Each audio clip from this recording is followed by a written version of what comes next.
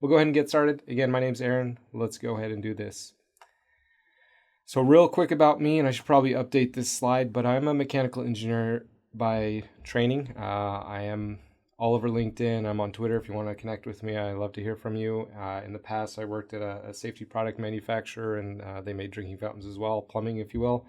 And then I worked as an application engineer for a number of years, where I focused on simulation products and 3D design tools.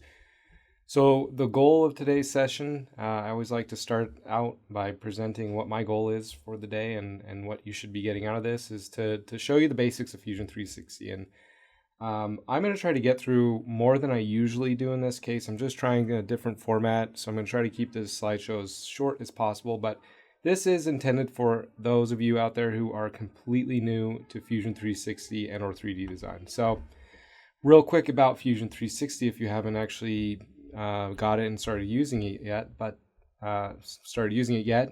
Fusion 360 is a tool that will take you from concept to your parametric design and mechanical drawings. It'll take you to renderings and marketing content. It will take you to actually creating and fabricating parts through CAM and CAM toolpaths. It'll enable you to simulate your designs as you're making them to ensure that they're going to meet those design constraints. It is compatible with Mac and PCs natively. You don't need to do anything special to get those to work. And it is cloud-based, so it is very easy to collaborate. It's very easy to access your data, and it's really easy to connect with other people who might be helping you in your designs. Here's a rundown of the user interface, and this is really important, especially if you're going to be contacting us and with questions or other comments, whatever it might be. I'm going to try to stay consistent to this. If I get away from that, I'll try to correct myself. But over on the left-hand side is the browser. This is where you will see components and geometry, sketches, bodies, all kinds of details related to the design that you're working on, which is in that graphics area that you see there. On the bottom of the screen is a timeline where you can access and roll back the history of your design, because this is a history-based design tool. I mean, you do have the ability to do direct editing, but most oftentimes people are using that history-based method. At the top, you'll see your kind of traditional save file, open file, save sort of dialogues. We'll talk about those and show you where you can access your data, because it is stored on the cloud. At the top of the screen, you'll see the toolbar. This is where you'll go to access a lot of the different commands that you'll be using, depending on whatever workspace you might be in. We'll talk about workspaces in just a moment. That's what the next animation on the slide's about. Up in the right, you'll see details related to who the user is. Using this dropdown, you can get to help. You can get to preferences. You can get to a lot of different things. And then the view cube here is really handy for rotating views for new users. But I'll talk about some of the keyboard and mouse shortcuts that you can use there. So this guy right here, this is how you access different workspaces. And by workspaces, I mean, you're not always going to be modeling. You're actually going to be jumping into things like, creating renderings from time to time. And it doesn't really make sense to have you do it all within the same toolbar. So essentially all that's doing is changing the toolbar and what you're doing at that time. So helps you kind of filter through and find exactly what you're looking for. If I do have time, like I say, I want to cover more than I usually do for a basics webinar. We'll get into some simulation, and I'll have some animations to show you related to CAM. So I can't stress the importance of knowing how to navigate the tool enough. It is something that if you're coming from a different software, you can make easier by leveraging some of the preferences available to you. But take note of this. If you scroll the wheel, it's going to zoom in and out, and it's going to depend on where your mouse is actually located, where the cursor is located. If you click and hold the wheel, it's going to pan. To rotate, you're going to hold the shift and click and hold the wheel, and I'll talk about this more as I actually get into it, but take note of that. With that said, you can actually make some changes to actually interact with your data in different ways. So I'm going to jump over to Fusion at this point, and I do want to show you what I was referring to there, which is if you use the drop down under your name, you can access the preferences, and right over here you can see the pan, zoom, orbit shortcuts here are set to the default Fusion. That's what I use. That's what I learned Fusion on, so that's what I like to leverage here. If you've come from one of these other tools that you see listed here, make that switch. It's going to make the transition into Fusion that much easier. So just take note of that. While you're here, you can dig through other options, but generally I'd recommend that you stick with the defaults when you first get started, outside of this option that you see right there. So I'll click OK there, and back to the PowerPoint. I want to talk about some different ways of making your first model. This is the model that I'm going to be working on. It's actually a pipe vise, if you will. If you need a whole pipe steady to cut it or add threads or do different things, this is a tool that you might want to leverage. Actually, in the previous example that I use a pipe clamp, so I don't know, it's not like a theme I'm sticking to. It's just I like the mechanics of this model. I thought it'd present some good design challenges, and I just wanted to show you this to introduce you to what we're actually going to be building before we get into it. This you can build obviously the motion into this. You can see this is animating. I did actually mess something up there. I made this right before this webinar, but that should be moving up and down as well. But you can link the motion. You can learn a lot about how your design reacts and works, and you can learn a lot about interferences and collisions and all these things that are really important for mechanical designs like this. So before I get any further, I do want to touch on rule number 1, and this is something that I learned by being active in our community, which I would highly recommend that everyone here, jump on the Fusion website. There's a community section, there's a forum there. It's broken down into different sections, and you can go there to pose questions, to get help, to learn about other people's struggles, or maybe someone has the same question as you. You can just search for a question that you might have and use that to get to the bottom of it. But when I was there, I learned that a lot of users like to use this method, and we'll talk about why it might be important as we actually get into it, and why this is actually pertinent. But just remember this. It's not necessarily something that you need to use, but it's something that I'd recommend that you consider. But it is to create a new component and activate it whenever starting a new design or adding a new part to a design.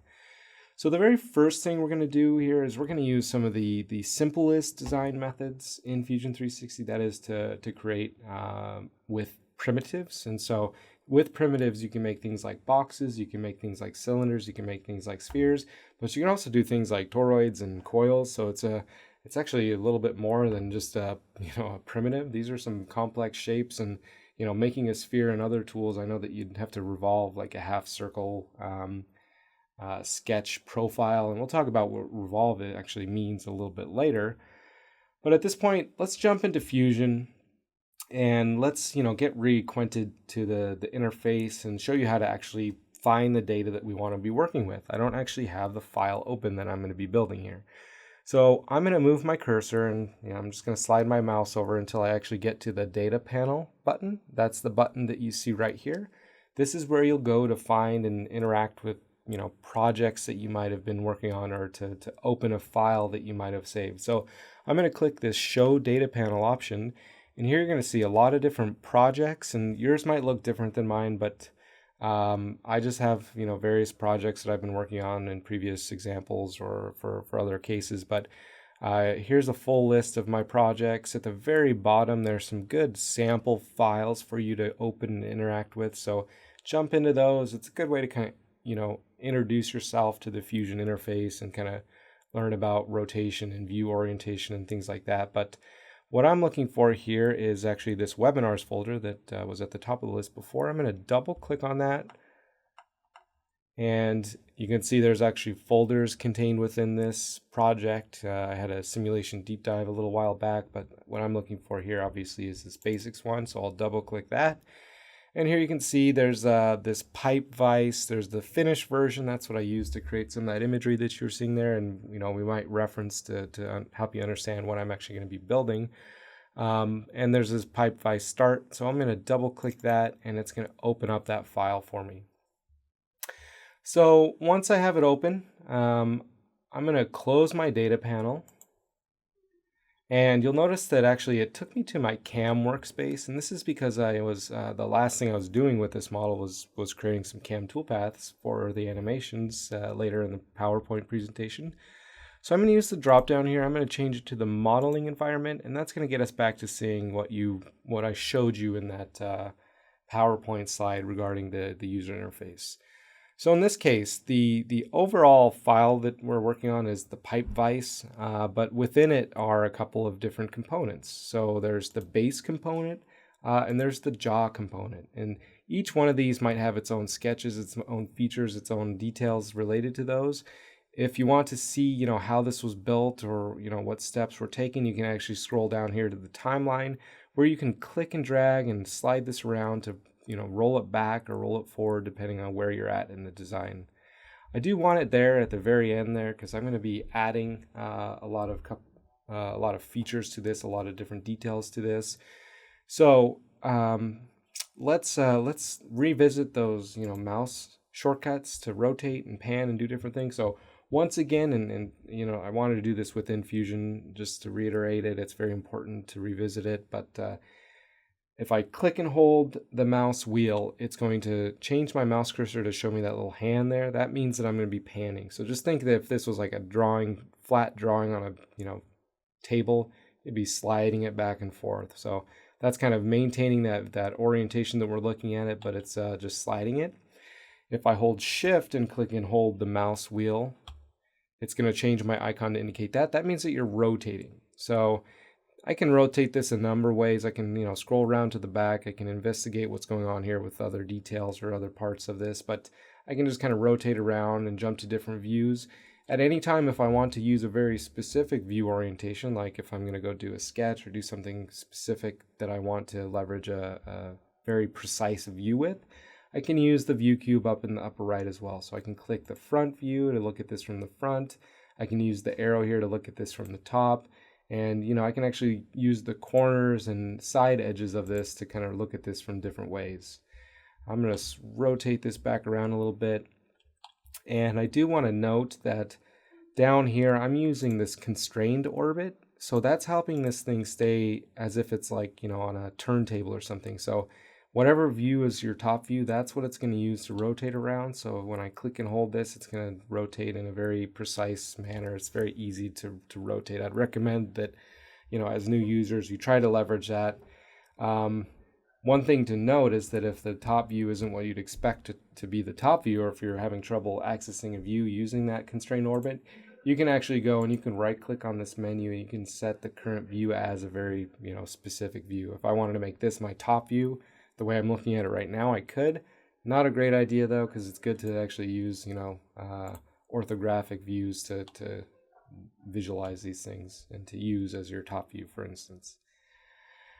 Okay, so at this point, I'm going to double check to see if there's any questions. It looks like we're good on the questions front. So at this point, I'm going to start to build the handle. So the handle's at the top of this thing. It's actually how we're gonna, screw this thing up and down to clamp the vise down or to retract it. So to do this, I'm gonna leverage the primitives that I was talking about in the PowerPoint presentation. But before I do that, I'm gonna do what I mentioned. Rule number 1 is to create a new component, because this next thing I'm doing here is actually, separate from the base. It's separate from the jaw. So I'm gonna select this button that you see here. This is gonna begin this new component for me. And from here I can select, what do I want to be the top level name of this? What do I want to be the name of this? I can type in different values here. I'm gonna say for this, I'm gonna call it handle, and the parent, you can see is selected, it's the top level. That's going to ensure it doesn't, become a sub-component to like base or jaw, for instance. And, it's actually going to activate it as well. So any of the features that I do from here on out, it's actually going to be a part of this handle that I've created here. And you'll notice the timeline actually gets kind of truncated because there's nothing really in the timeline of the handle.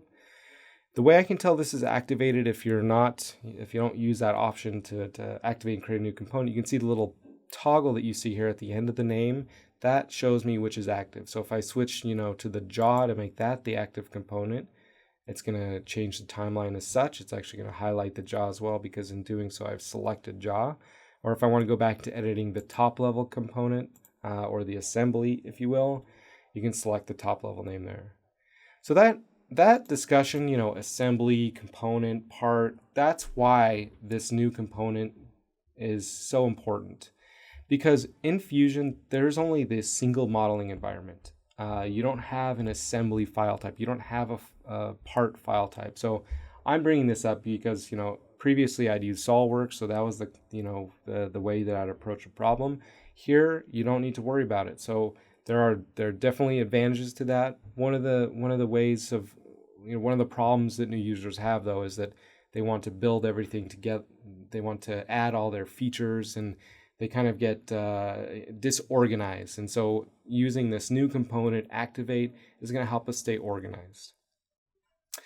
Okay, so I'm in this new component that I've created here, but I want to add the cylindrical face. It's going to kind of go across the top here in the way that I'm showing my mouse, kind of slide. And so the best way to do it would be from like the left view or the right view, right? I do want to have it be centered on this piece right here, so centered on the cylindrical face that I have selected. So one thing I need to do here is I'm going to add a plane. So I'm going to use the construct option here to grab my midplane tool. This will enable me to select both sides of this piece, and that will drop the plane dead center on that, and that's going to help me ensure that I'm putting this handle in the right location.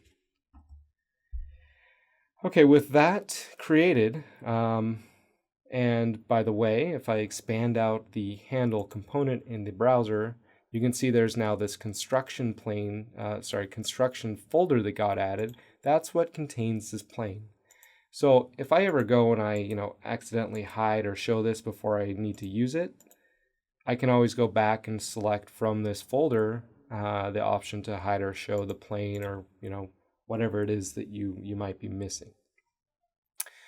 Okay, so with that, let's actually make some geometry. So I'm going to use the drop down under Create. I'm going to select Cylinder. This is, this is the menu that you'll go to create a lot of the different features that you'll use to make models like the one that you see in front of you. All it's made up of is feature after feature after feature, and so that's how you build these very complex things that you'll end up making in Fusion in no time. So I'll select Cylinder, and then I'll select that plane that I just created. Now I'm actually taken to drawing a really simple sketch here, and all I want to do is I want to just make sure that I draw this kind of center to this circular piece that we have here. So I'll click once to start the cylinder, I'll click again, or I'll key in a value to get it to a very specific size or shape, and I'll hit enter. In that case, I actually keyed in the diameter from the get-go. One thing to note is that you don't need to do that. You can actually use this dialog here to adjust the diameter, to adjust the height, to adjust what it is you're actually doing or where you're actually placing these things as well. Now, you're not seeing much in this view orientation that we're looking at, so I'm going to rotate it again. So I'm going to hold Shift and click my mouse wheel and rotate it around, and you can see, okay, that's how this thing's getting created. It's centered from here. I can click and drag on the arrow that you see here to make this longer than it is right now. And again, I can actually key in a value over here if I want it to be something very specific. I'll make this, let's say 80 millimeters long, and I'll hit enter. And there we go. We've actually created a body within this design, and this is now my handle component, right? So it's missing some features, it's missing some details. We'll get to that in just a moment here, but I do want to note that when I added that primitive geometry, that body gets added to a folder by default. So bodies are basically your geometry.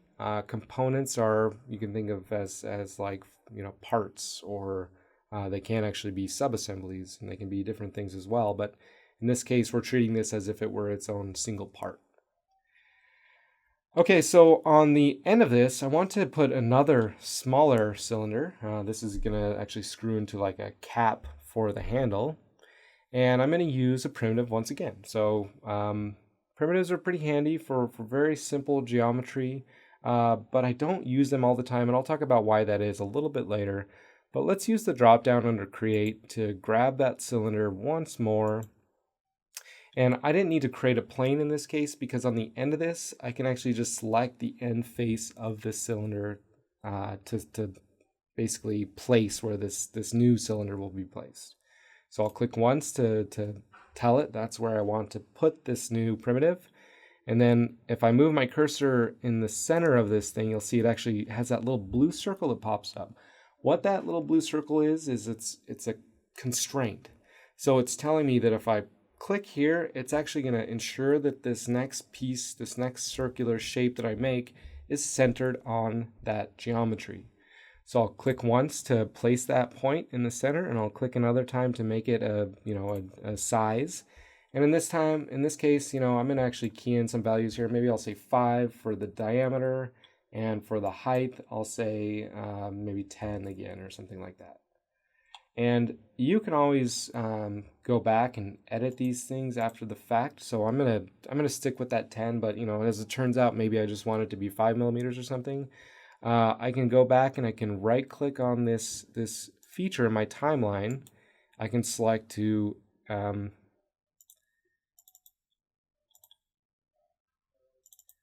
can double click on it. Sorry, I can double click on that feature in my timeline, and it brings up that same dialog box that gives us the ability to edit the feature. So instead of 10, maybe I only want it to be 7, maybe I only want it to be 5. I don't really know when I first start sketching out something. It's really kind of relative to what I'm working with, and because I don't have the other parts in here yet, I'm not really too certain. But knowing how to go back and edit your features is an important skill to have. Right click, edit feature. There we go. That time it's giving me that option. I think I just hadn't finished the previous feature. So we'll click OK. And the next thing I want to do is I actually want to put a thread on that. So in this case, I'm gonna use a different way to get to my feature. So I'm gonna hit the S key on my keyboard. That brings up this model toolbox. And this is modal, and what I mean by that is that if I'm in like a modeling design workspace, I'll see what you see now. If I'm in a sketch, I'll see sketch-related tools, and if I'm in a simulation, I'll see simulation tools. But here, I don't see thread actually as one of the shortcuts that I made, and these are customizable. That's why I'm seeing these very specific lists of items here. So instead, I'm going to actually put my cursor down here and just start typing. Okay, there we go. There's thread. So this is a great way to find features that you may not know where they are, which is really important for new users. And sometimes you don't know what a feature might be called, and that's half the battle. But in this case, thread's a pretty standard one. If I did want to add thread to my toolbox, I could select this button that you see here. That will add it to the toolbox, so it'll pop up here. Or I can just access this command by clicking it from there. Now in this case, I'll select this outer edge, and you can see it's starting to give me some details about this thread. So it's an isometric profile, 5 millimeters. It's showing me things like pitch and class and things like that. In this case, I'm going to turn on the modeled option, and we'll stick with that M5 by 0.8. Click OK. Now we're actually seeing that threaded end piece for this handle that we're working on. So that's great and all, but that's only half of this thing. And so at this point, I want to mirror it over to the other side. So right now, it's just half of the actual handle. So this time, I'm going to use the drop down under Create, select my mirror tool. And when you're in tools like this, always pay attention to what is presented to you in this menu that you're seeing. So the very first thing, it's looking for objects, as to what you want to mirror. Now, before I do that, I'm going to double check what type of selection it's looking for. So if I want to pattern individual faces, I could use what it's on right now, but that's not the case. I want to mirror the entire body that exists there. And as I added that cylinder on the end and the threads, it all became part of the same body because I was joining things together. So let's just select the pattern body. We'll select the body that we have in the graphics area. And then I'll select to define the mirror plane. And before I do so, I need to click over here in the actual dialog there. That's going to change what it's looking for.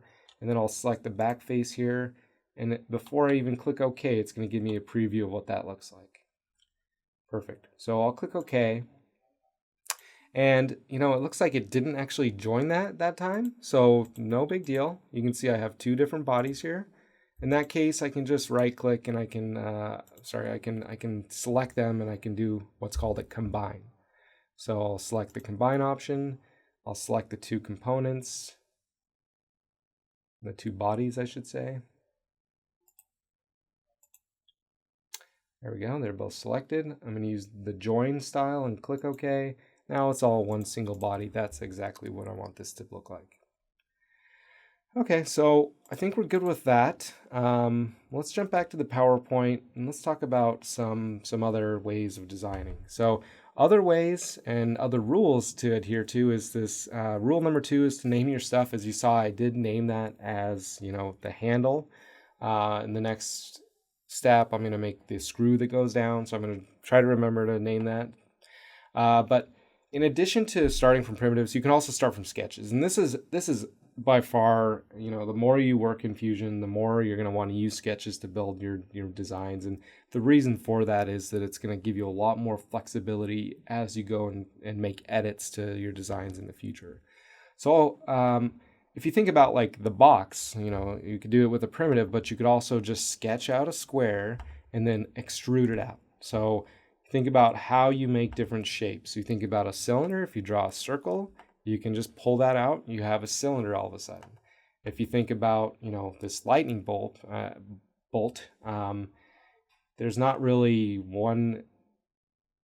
another way to do this than to sketch out like the top profile. If you look at this from the top, that's what it looks like. And then again, extrude it out. But there's other ways of creating features like the body that you see here. Do that with an extrude. That's going to take you probably 10 different steps and you're going to have to add 20 different fillets. Instead, you could actually do it with one single feature. If you sketch out the profile, the slice of this model, and then revolve it. So I think this actually animates. Let's click this and you'll see what it's actually going to do is it's going to take this, it's going to use the line down the center of this, and you can pull it all the way around. That's how you actually create a revolve feature. So back into Fusion, let's make the next piece, which is the screw, which is going to be where this handle actually connects to. And so I need to adhere to rule 1. Always a good idea. I'm going to click the new component button, and I'm going to select to type in the name, rule number 2. I'm going to call it screw. And one thing I do want to pay particular attention to is the parent. Right now, the parent is set to be handle 1, so that means this is going to be like a subcomponent of that, which might not be my intended structure for this model. So instead, I can actually click the top level name here. Let me clear that option and select the top level name there. There we go. And once I click OK, it's going to drop in a new component under handle instead of a part of handle. Had I actually, used the previous setup because I had the handle activated, what it would have done is it would have just taken this and dropped it right in here. So it would have actually been, part of a subcomponent of the handle feature itself. Not my desired intent. So the next thing I want to do is I want to sketch out the screw, and obviously it needs to fit in this hole. So I'm going to select this top face here, and I'm going to insert a sketch onto it. So I'm going to just grab to create a new sketch here. I can look at this from the top if I'd like to really focus in on this. And I can select the geometry that I have in here, or I can just sketch in some new geometry. So in this case, I want to reuse the geometry that's already in there, and we'll talk about why you might want to do that a little bit later. But to do this, all I'm going to do is I'm going to use the drop down under sketch. I'm going to select project include. So, and you can see any one of these items that has a keyboard or a key next to it, I should say. If you click those, that'll jump to that shortcut. Project is something you'll do quite a lot of. So I could have hit P to actually get that, but I can select the outer edge of this, and that's actually going to bring that into my sketch. So I'm going to click OK. And then really, that's all my sketch is going to be in this case. This very first feature is really simple, but let's go ahead and stop this sketch. And you can see this projected sketch entity shows in a certain color there. It's got that kind of magenta color. So now I want to take that circular sketch and I want to extrude it up, and I want to extrude it down actually as well. So I'm going to hit the E key on my keyboard. This is the shortcut for extrude. And now it's looking for a profile, and then I'm going to define the direction and what this feature is actually going to do. So I'll select the profile that you see there, and I'll click and I'll drag it up, and I'll pass it beyond the extents of this guy. So it's going to pass right through there. If I wanted this to go in the opposite direction, I could use this drop down. I could say, I want this to be maybe symmetric, and that's going to ensure that it goes down through this, and you can't really see it right now. So what I'm going to do here is I'm going to hide the base feature, and now you can actually see what I'm doing there. It's going, only down a particular amount. Instead of symmetric, I want this thing to end kind of right down here. So I'll use the drop down here to change this to two-sided. Now I can go off in different values from each side. So I'm going to kind of scroll this guy down until it kind of gets close to that other guy there. And, once I'm happy with the way it looks, I can click OK and finish that extrude up.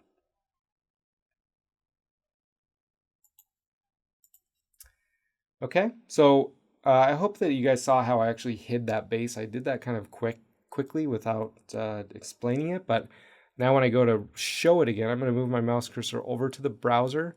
Anytime you see the light bulb here, you can click it. It's going to hide or show whatever it is that is actually showing that icon. Okay.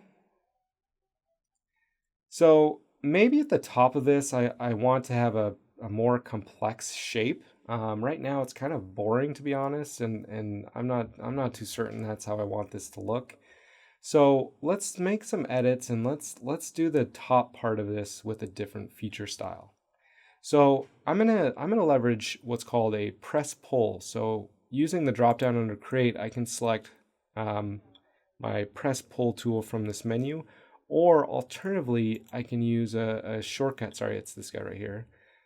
That's what I was looking for. The press pull tool, accessible by hitting the Q key on your keyboard. Alternatively, I did want to actually show you this. If you right click and hold, this is what's called the marking menu. The marking menu will actually take you to a subset of shortcuts essentially. So here you can see if I went straight up through this and let go of my right mouse button that I'm holding currently, it would do a repeat extrude. If I went to the left, it would undo my previous step. If I went up here, it's going to grab my press pull.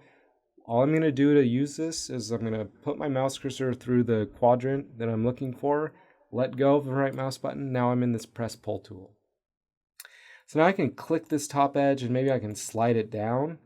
Maybe I want to do the more complex geometry in this vicinity that you see here. So I'll click OK. And in this case, I want to drop a sketch basically from the front view right through the center of this model. And what I'm looking for right now is just to see if I have a sketch plane that I can use. So I've expanded out the origin group. What this contains are things like axes, planes, or different geometry that you might use to build something like this up. So right now I have this plane, but and I've selected it from the browser so I can visualize it in the graphics area. That's not quite centered. So instead I'm going to use my construct tool to create another mid plane.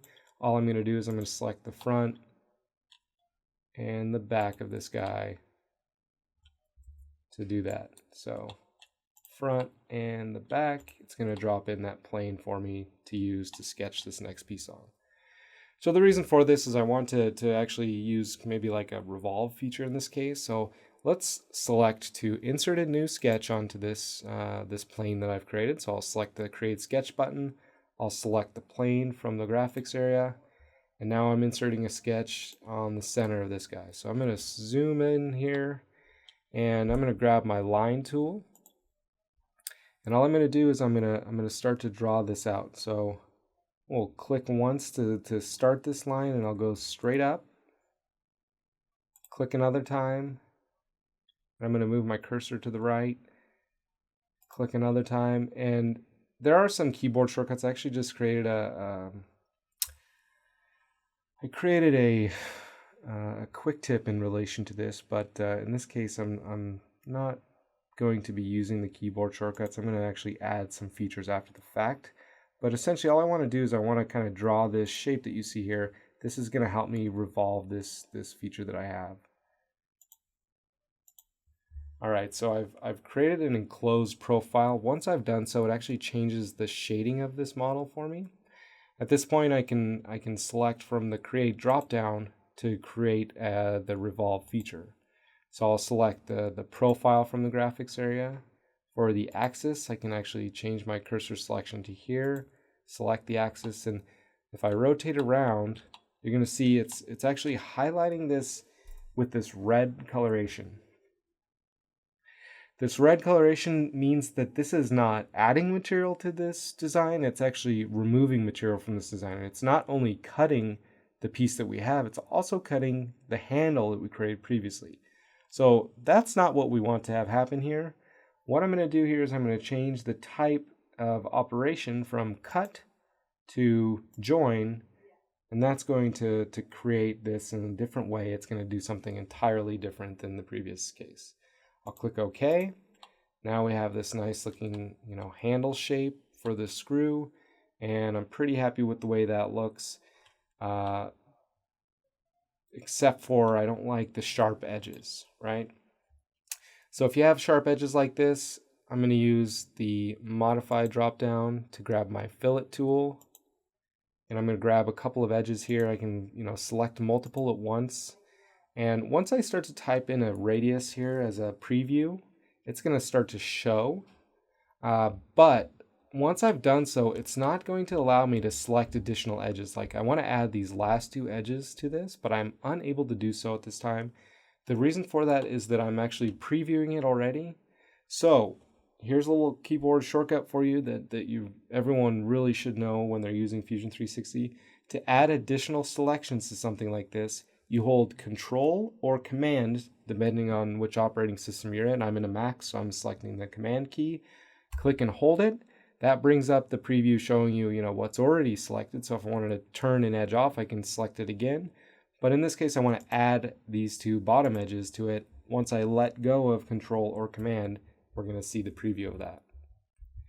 So that looks great. I'm going to click OK to that and zoom out and kind of rotate around. You can see that looks great. I think the last thing that I need to do here is I need to make space for this thing to actually go through here, right? Right now it's not quite allowing for that handle to go through it.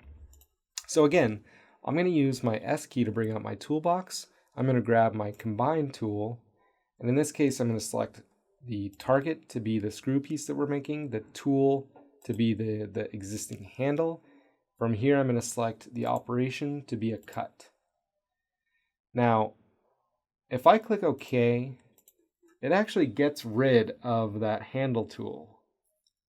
Did you notice how my handle is now missing completely? It's because I used that feature and it thought that I wanted to get rid of it. So again, knowing how to go back and edit features is a really important thing to know in Fusion or any design tool for that matter. I could undo this and re-add it, but really you shouldn't have to do that. I'm going to go instead, I'm going to select to edit this feature, double click or right click and select edit feature. Here you can see I can select to keep the tool that's actually doing the cut here. So we'll select keep tool, click OK. Now we still have the handle and we have the screw working together. Okay, so that's looking great. Let's go ahead and activate the top level here and rotate around and, just kind of previewing what we're seeing here. Sometimes you want to reuse pieces like the caps that are going to go on the end of this screw, of the handle, are something that I'm going to reuse from a previous design. So I'm going to go to my data panel, and you can see I have this cap component here. I'm going to right click and I'm going to select to insert it into the current design. So this is what you could call a distributed design, and then you can see it kind of just throws it at the origin of this part, not necessarily where I want it to be. So I'm going to just use the arrows provided to me to first drag it up and maybe drag it over. And that's looking pretty good. You know, I'm not going to worry about getting it exactly where I need it to be from the get-go. I'm going to click OK and just drop it where it is. And at this point, I want to basically attach this cap to the handle that's there, right? So I'm going to close my data panel. I do want to note that because this part is inserted externally, I can't actually go and I can't make edits to it. I can't right click and change it. I can't use my press pull tool to change diameters and things like that because of this link. So in this case, it's not actually finished. It doesn't have the cut through the bottom of it to accommodate the screw. So I'm going to right click on this and I'm going to select to break the link. That's going to make it independent of the file that was in my data panel. Now it's internal to this design that I'm working on. And while I'm here, I don't necessarily need to see the sketch that's on the bottom of this. So I'm going to just hide the sketches, and there we go, gets rid of that. Now to place this, we're going to use what are called joints inside of Fusion 360. So I'm going to use the drop down under assemble to show you this joint command. This is going to position components relative to one another, right? So I'm going to click the joint command and I'm going to select the two components that I want to connect. And before I select it, I want to ensure that it's actually, going to drop this little joint location in the correct place, right? So I want this to be centered on this guy. So I'm going to select this face that you see here. You'll notice that it changes my selection to component 2 automatically. I'll rotate around and I'll select the edge that you see here. And it's hard to see right now, but it is actually putting this joint handle at the center of this design by selecting that edge. And just like that, it kind of makes it a part of this other part. It's actually adding this as a rigid connection style. If I wanted to try, to slide this thing back and forth, I can choose a different style of motion. But in this case, I want it to actually be rigidly connected there. So I'll click OK. And there we go. We've added that component. We've joined it into place. To actually make the screw female inside of the cap, I can use that combine tool once again. So I'm just going to do a quick search here, grab my combine tool. I'll select my target body to be this one, my tool body to be this one. And again, make sure to keep that tool, click OK. Now if I go and I hide this guy, I'm going to just right click on it, select show hide. It's actually added the threads to the center of that, which were not there before. Okay, so in that case, I hit Control Z to bring back the handle. You can always undo or redo things depending on what you're trying to accomplish there. Okay, so I think at this point, I am going to mirror the component that we have there. So I'm going to select my mirror option. I'm going to select the object that I'd like to mirror, which actually I need to select the component style first. Select that object, and then for the mirror plane, I should actually have a plane in here, this construction plane, which is going to ensure it's dead center. And once I click OK, it's going to put that cap on the other side there. So if you recall, when I made this screw, I pulled off information from this existing geometry to actually make it. So what happens if that changes, right? So I'm going to actually have to temporarily hide this guy. And again, I can hit the V key on my keyboard to do it very quickly. If I go and if I use my press pull tool to maybe offset this face and make it a little bit skinnier or a little bit wider, it doesn't really matter. If I click OK and then bring back my screw body there, you'll actually notice it's changed the shape, it's changed the size of that to accommodate that. So that's one of those reasons why sketching components and sketching features is that much more powerful than like the primitive. So make sure to try to always use the sketch style if you just need something really quick and really easily. the primitives will do the job for you. But if you want real power, I'd recommend that you take a look at using some of these different options. Okay, so at this point, I think we're pretty happy with this. There are some components missing. There's actually screws that should be tying this thing down to a table, right? So that's not something that I want to make. I'm not going to be fabricating screws. I'm going to just be buying them from a vendor, most likely, right? So in this case, I'm going to go to the Insert dropdown. I'm going to select Insert McMaster Car Component. It's going to basically take me to an external website, which is the McMaster Car catalog. Here I can select screws and bolts. Here I can select the type of screw I want to do. Maybe I just want like a cap screw. I can choose a size and a standard. So I'm going to use a metric because I think that's an M5 hole. So I'm going to select my M5 hole size. And it's going to show me and give me a list of different lengths that I could use for this. So I'll select maybe the 20 millimeter length.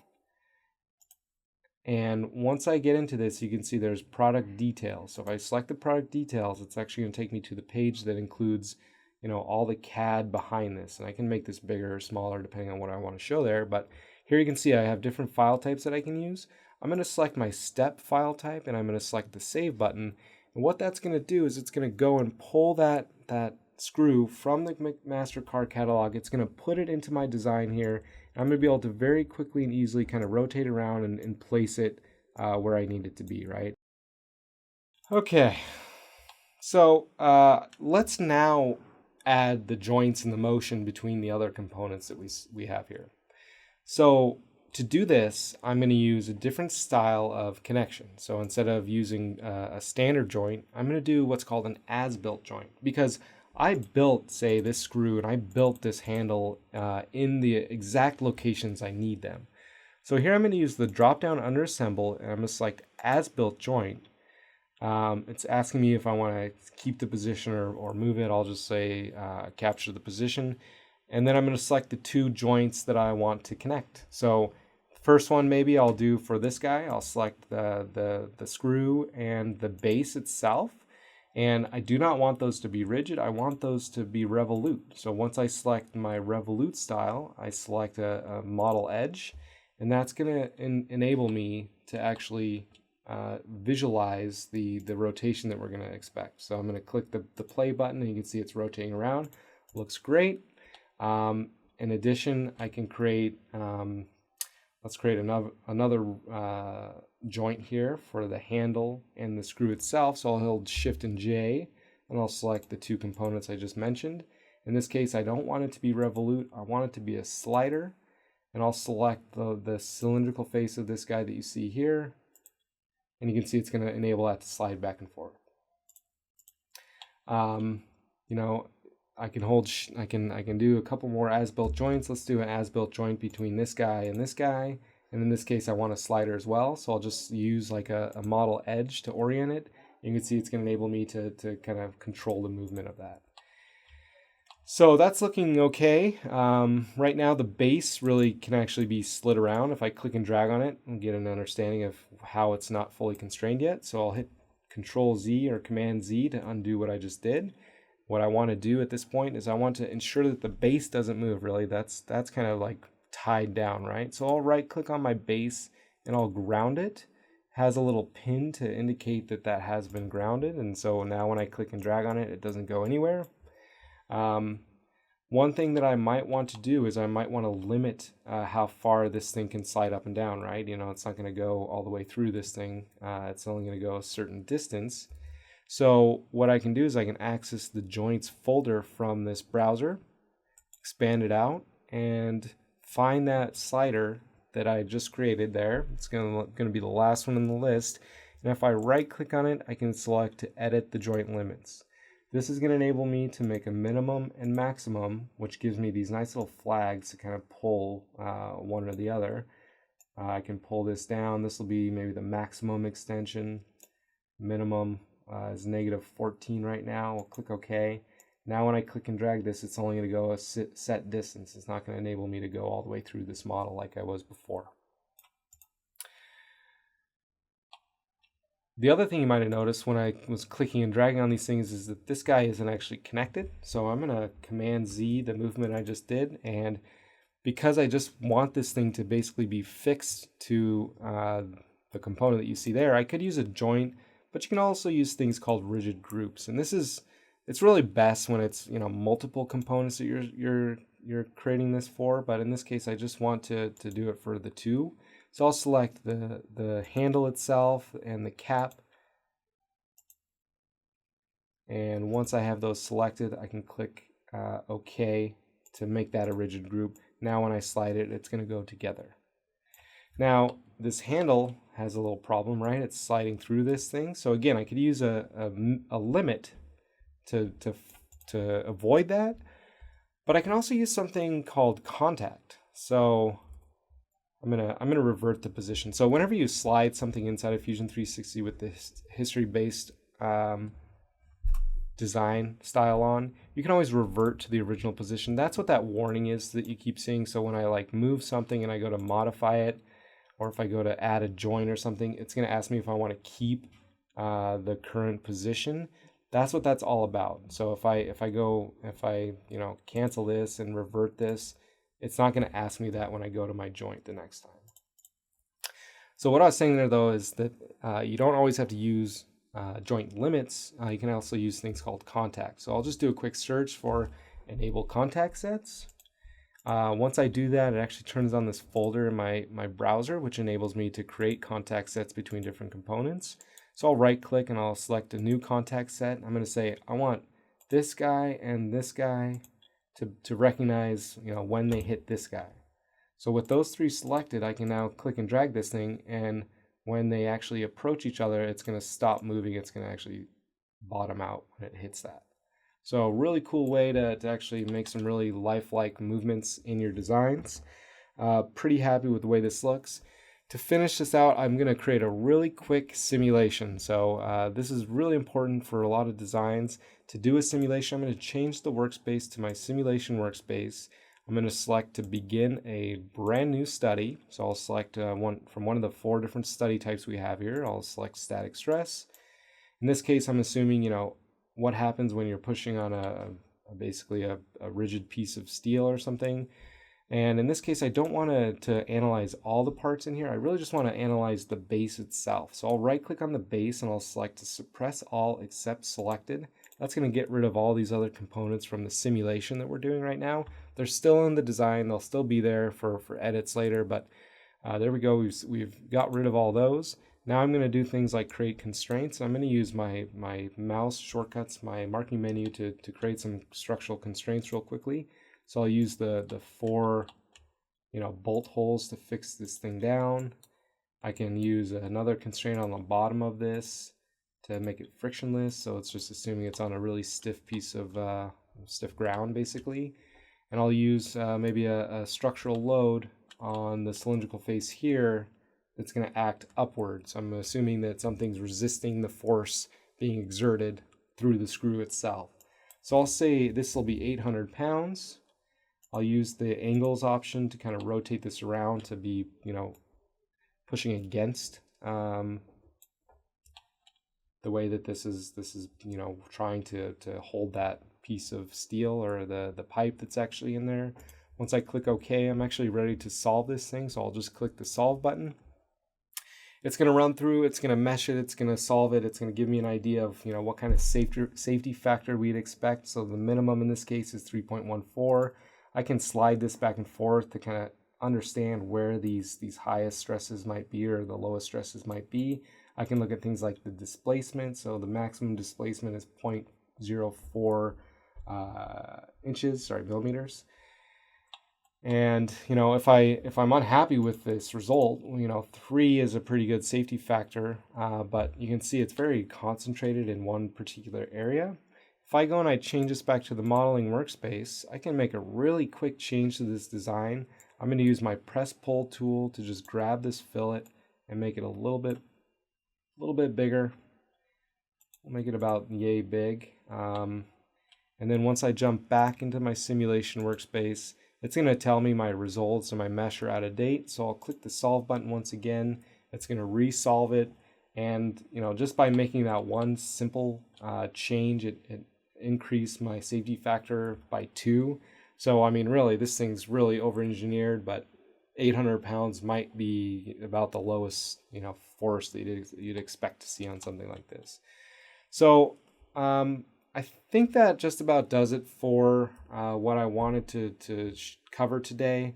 When you think you're done with the design, you're actually just getting started, right? Because there's other things you can do, and here are some real quick renders that I created here, and obviously they haven't really run through a lot of iterations there. You can create animations like you're seeing here, the motion, and I've created a motion link between the rotation of this and the sliding of this, so there's actually kind of like the screw constraint being attached there. I did get to show you simulation, which is great, but cam is not something I got to show you. So once you're done, you actually go to produce something like this. You need to make the tool paths. You need to post to a machine, a CNC machine, to cut it. You actually just change workspaces, and you're well on your way to making this design a reality. So going forward, I'd recommend that you take a look at our learning website. If you just search Fusion 360 in Google, there should be a link there to learn Fusion 360 in 60 or 45 minutes. I think it shows a little both actually sometimes. There's quick tips on our YouTube channel. I'd recommend you take a look at it. We spend a lot of time updating videos and posting things. We're going to post this webinar at some point. I think we're actually going to put it not on YouTube this time, but I'm not sure. And there's built-in tutorials. If you use the drop-down under the help menu, there's step-by-step tutorials. Definitely take a look at those. Thank you everyone for attending. I hope everyone learned a thing or two by attending this. Thanks again.